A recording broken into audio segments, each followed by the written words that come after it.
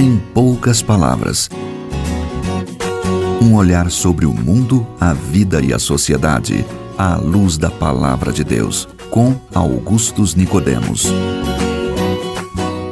Estamos começando mais um programa Em Poucas Palavras, um programa da Primeira Igreja Presbiteriana de Goiânia, gravado aqui nos estúdios do Seminário Presbiteriano Brasil Central. Pastor Augustus. Olá, Natsan, querido ouvinte. Eu também estou bastante feliz, juntamente com o Natsan, pela sua audiência. Nosso desejo é que esse programa seja uma bênção na sua vida. O nosso ouvinte Guilherme, de Cambará, Paraná, é universitário e tem enfrentado algumas dificuldades dentro do ambiente acadêmico com relação ao relativismo, segundo ele. Os dilemas desta questão, como levantadas pelo Guilherme, será tema do nosso programa de hoje. Fique atento, porque também pode ser o seu dilema. Pastor, o Guilherme expõe suas questões nos seguintes termos. Ele diz assim, abre aspas, sou estudante do 4º ano de História e cristão há uns 6 meses. Gostaria de saber como o cristão deve se portar frente ao relativismo, frente à diversidade religiosa e cultural, onde cada um tem sua verdade e aquilo que é certo para mim pode não ser certo para o outro. Como é que nós, como cristãos, devemos nos posicionar frente ao relativismo? Fecha aspas, está aí. Bom, em primeiro lugar, Guilherme, eu quero dizer que estou orando por você, para que Deus o abençoe, que lhe mantenha firme em meio a esse conflito que é bastante natural no meio acadêmico. Muitos cristãos estão confrontados com isso. E você tem apenas 6 meses de convertido, Deus o guarde e não permita que essas dúvidas iniciais elas venham abalar sua fé. Lembre que milhões de evangélicos, de crentes firmes que passaram pelas universidades, são inclusive professores evangélicos, cientistas e sabem perfeitamente conciliar a sua fé com a ciência e a própria academia. Bom, a sua dificuldade é com o relativismo que impera no meio acadêmico. E não é só no meio acadêmico não, Guilherme, é na verdade na sociedade moderna. Nós estamos vivendo o que os estudiosos chamam aí a pós-modernidade. Pós-modernidade, alguns acham que ela se iniciou com a queda do Muro de Berlim e marca um período distinto na história do mundo. Antes da pós-modernidade, o que tinha era a modernidade, que era dominada pelo pensamento racionalista, que se baseava no conceito de que a mente humana é capaz de achar a verdade e achar os rumos corretos para a humanidade e partia do pressuposto de que existia verdade. A questão era só o método para achar essa verdade. Aí surge o método cartesiano, o método científico, todos eles pressupõem que há verdades absolutas em praticamente todas as áreas da vida e o que nos resta é descobrir de que maneira chegar a elas. Mas a pós-modernidade, ela se desencantou com a busca da verdade, ela desesperou, e acha que a razão pela qual nunca se encontrou a verdade é porque ela não existe, né? Você está procurando mosca branca, pé de cobra. Unicórnio. É um unicórnio. E aí, então, o veso cultural da sociedade ocidental moderna passou a ser exatamente o relativismo, ou seja, as pessoas começaram a acreditar que a verdade, afinal, ela é relativa. A verdade, ela é produto das experiências das pessoas com o meio ambiente. E como essas experiências são diferentes, as pessoas são diferentes, a verdade sempre será diferente. O que é verdade para você não é verdade para mim. E que, portanto, nesse ambiente em que a verdade é relativa, nós temos que ser politicamente corretos. Nós não podemos dizer que o nosso discurso é verdadeiro e que o dos outros é falso, porque isso seria uma arrogância, né? E nesse ambiente, naturalmente, a pregação cristã parece muito arrogante mesmo, porque nós dizemos que Jesus é o único caminho, não há outra possibilidade. Ele é a verdade. A verdade. Não tem possibilidade de salvação a não ser através da fé em Jesus Cristo, né? E aí isso é bastante ofensivo, né, para os ouvidos modernos, né, pós-modernos, onde predomina, de fato, o relativismo, né?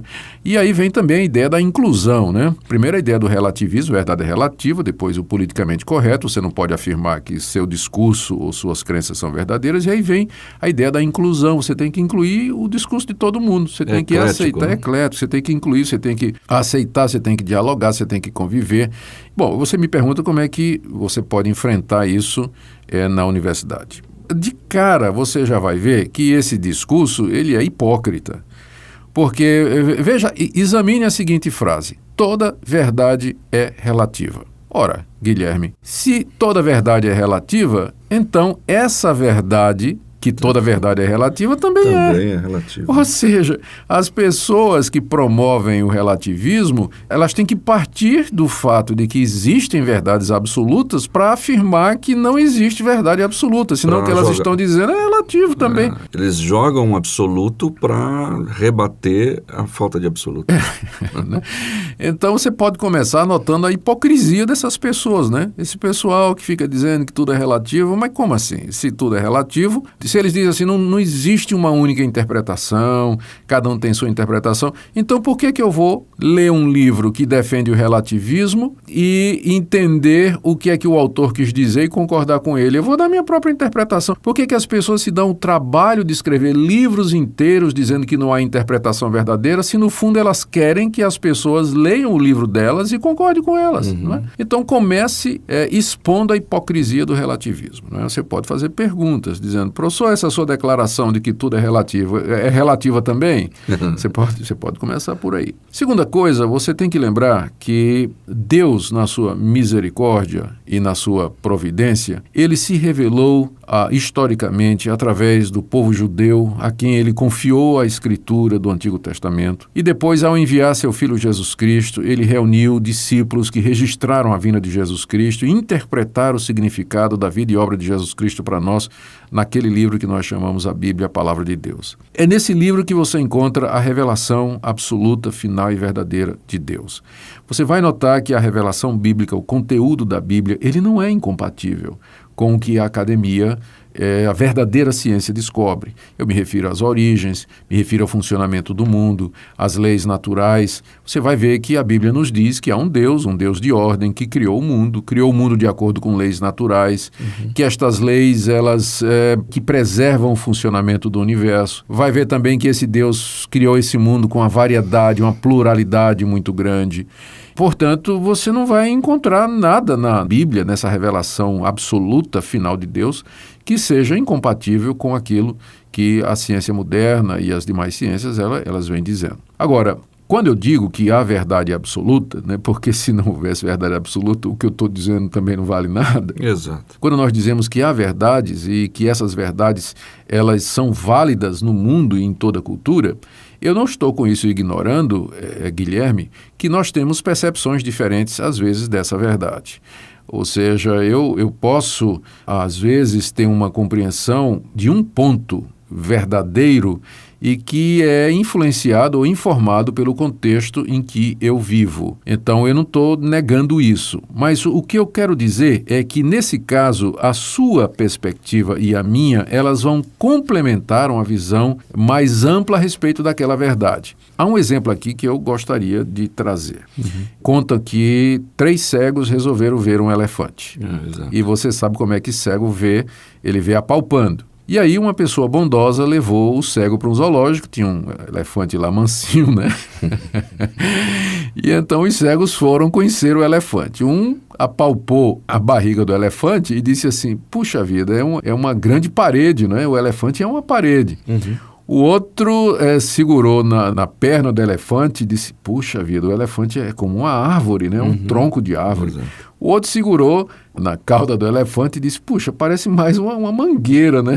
Essa cauda magrinho, aqui. Né?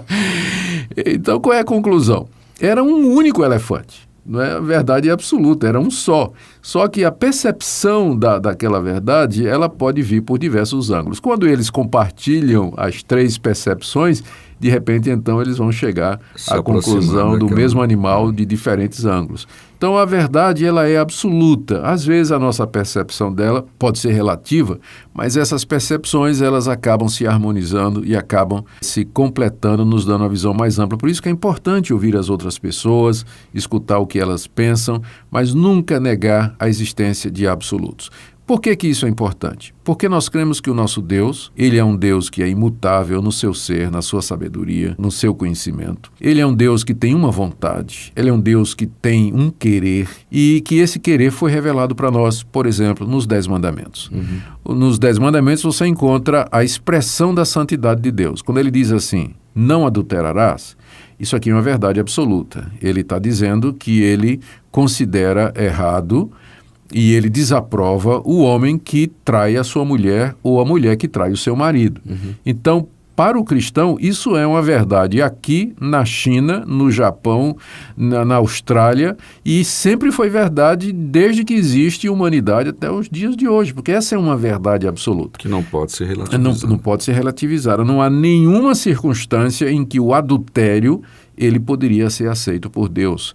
Não é uma questão cultural, não é uma questão relativista, mas é uma questão de que essa é a expressa vontade de Deus, a sua vontade absoluta. Outra verdade absoluta, Jesus Cristo é o caminho, a verdade e a vida. Você pode ter uma percepção diferente dessa verdade num momento diferente da sua vida. Por exemplo, eu criei nessa verdade, eu entendi essa verdade num momento de grande angústia na minha vida, quando Deus me levou a crer em Jesus Cristo. Mas outras pessoas crescem na igreja ouvindo essa verdade e elas se pegam crendo nisso. Elas nem sabem dizer quando é que elas começaram a fazer isso. Então, elas tiveram uma percepção diferente da minha, de uma forma diferente na minha, mas a verdade continua sendo a mesma. E Jesus Cristo é o mesmo ontem, hoje e será eternamente. Então, a minha palavra para você é, primeiro, exponha a hipocrisia do pensamento relativista. Segundo, se firme na revelação de Deus, que é a Escritura Sagrada. Terceiro, afirme a existência de valores absolutos e que são imutáveis e que são válidos em todo lugar.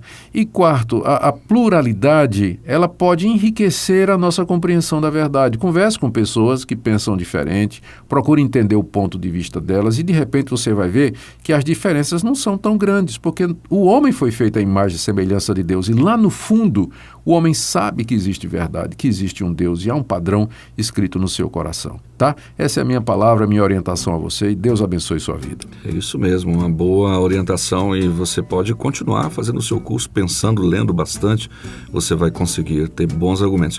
É algo interessante, pastor, que hoje a gente tem visto muitos jovens. Há algum tempo atrás, quando era jovem, pouco tempo, né? Não vou comentar, não. As pessoas tinham acesso à faculdade, às universidades um pouco mais maduros, né? Hoje a gente tem visto jovens com 18, bem novos, indo para a faculdade sem muita base apologética, né? Então, isso... E eu, aproveitando sua dica, então, Guilherme, se você ainda está escutando a gente, eu, além de todas essas orientações, gostaria de lhe dar mais uma. Há bons livros de apologética, como o Natsan mencionou aqui, há bons livros de apologética no mercado, especialmente aqueles publicados pela editora Vida Nova, editora Fiel, a Cultura Cristã, editora Mundo Cristão. São editoras confiáveis, você pode procurar na área de apologética lá, os livros que elas oferecem. Leia, que vai fazer muito bem para você. Ok. Só para encerrar, quero deixar aqui uma ilustração para o nosso ouvinte também. Eu me lembro de uma vez um preletor, um palestrante, dizendo que foi uma casa em Nova York que era a celebração à pós-modernidade. E o guia dizendo, tudo torto dentro da casa, né? Tipo, essas guias, as colunas, tudo tortas. Ele disse, aqui é uma celebração ao pós-modernismo. E esse rapaz, esse visitante disse, mas ela está sustentada pelo velho e absoluto concreto armado. É isso aí. Sem concreto armado, nada disso fica em pé. Chegamos ao final de mais uma edição do programa Em Poucas Palavras, hoje conversando com o Guilherme e você também sobre o relativismo. Muito obrigado mais uma vez pela sua audiência, obrigado, Guilherme, pela sua pergunta. Deus o guarde e preserve no ambiente acadêmico. Até o próximo programa, se Deus quiser. É proibido pensar, é proibido pensar. Procuro alguém pra resolver meu problema, pois não consigo me encaixar nesse esquema.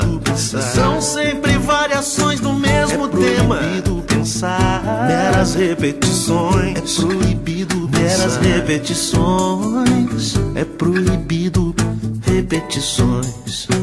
É proibido pensar repetições. É proibido pensar repetições. Em poucas palavras, um olhar sobre o mundo, a vida e a sociedade, à luz da Palavra de Deus. Apresentação, Natsan Matias. Comentário, Augustus Nicodemos. Um programa da Primeira Igreja Presbiteriana de Goiânia, Rua 68, esquina com 71, Centro. Visite o nosso site www.pipg.org. Apoio, Seminário Presbiteriano Brasil Central, Goiânia.